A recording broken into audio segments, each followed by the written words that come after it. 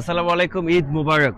আজকে আমার ঈদটা আরো বেশি প্রাণবন্ত এবং মজার হচ্ছে একটা মাত্র কারণে আমি আমার শৈশবের সেই প্রিয় শিক্ষকের সাথে আছি, যিনি আমাকে অনেক ভালোবাসতেন। অনেক মূল্যবান শব্দ যার কাছ থেকে আমি শিখেছি।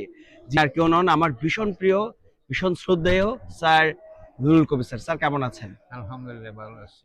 স্যারের সাথে আমার অনেক অনেক অনেক স্মৃতি আছে। আজকে আমাকে নিয়ে স্যারের কোন একটা স্মৃতিচারণ আমি শুনতে চাই। স্যার, আপনার কি মনে আছে আমাকে নিয়ে কোনো স্মৃতি?